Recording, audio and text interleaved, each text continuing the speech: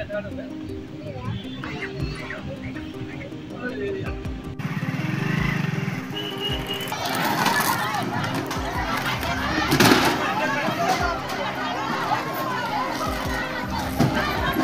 तुम्ही बघू शकता टिटव्या गावामध्ये दारूबंदीचा मोर्चा।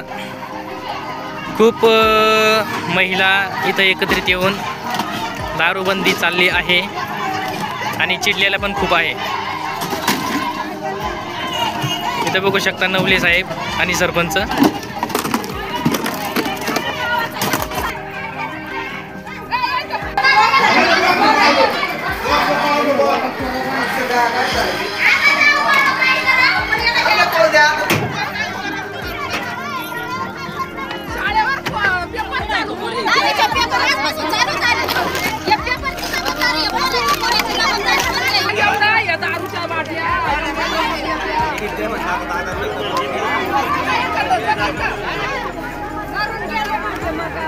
बघू शकता खबरी आपल्या समोर आहे।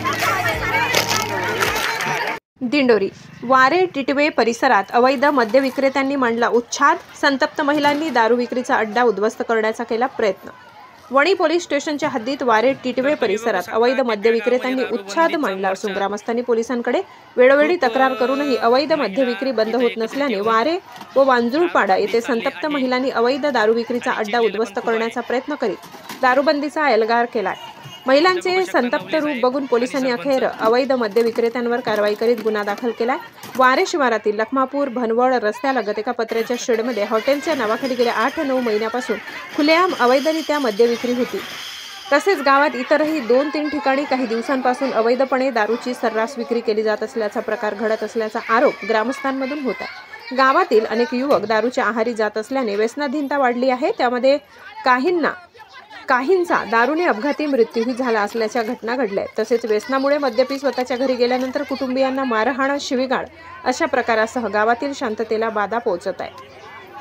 याबाबत परिसरातील संतप्त महिलांनी ग्रुप ग्रामपंचायत टिटवे येथील सरपंच उपसरपंच सदस्य ज्योती वाटणे, शीतल शेवरे, सुनीता वाटणे, कौशल्याबाई घुले, सर्व बचत गट महिला, टिटवे वांजुळे महिलांसह ग्रामस्थांनी एकत्र येत अवैध विक्री बंद करण्यासाठी आक्रमक पवित्रा घेत संतप्त महिलांनी अवैध मद्य विक्रीच्या ठिकाणी मोर्चा नेत हॉटेलमधील मद्याच्या बाटल्या शोधण्याचा प्रयत्न केला। तत्पूर्वीच याबाबतचा सुगावा लागल्याने मद्य विक्रेत्याने व तेथील कामगाराने मद्याच्या बाटल्या लंपास करण्याचा प्रयत्न केला। यावेळी संतप्त महिलांनी शेडमधील रिकाम्या मद्याच्या व पाण्याच्या बाटल्या तसेच खुर्च्या टेबल बाहेर काढून फेकत संतप्त भावना व्यक्त केल्या। घटनेची माहिती मिळताच वणी पोलीस ठाण्याचे सहाय्यक पोलीस निरीक्षक सुनील पाटील, पोलीस उपनिरीक्षक गणेश उदे, महिला पोलीस घटनास्थळी आल्यावर संतप्त महिलांनी पोलिसांनाही धारेवर धरले। दरम्यान पोलिसांनी अवैध धंदे चालकावर गुन्हे दाखल करून कायमस्वरूपी अवैध धंदे बंद करण्याबाबत कार्यवाही करण्याचे आश्वासन दिले। दरम्यान पोलिसांनी सुमित गांगुर्डे नामक व्यक्तीवर कारवाई करत 2240 रुपयांचे देशी दारूच्या बाटल्या जप्त करीत गुन्हा दाखल केला।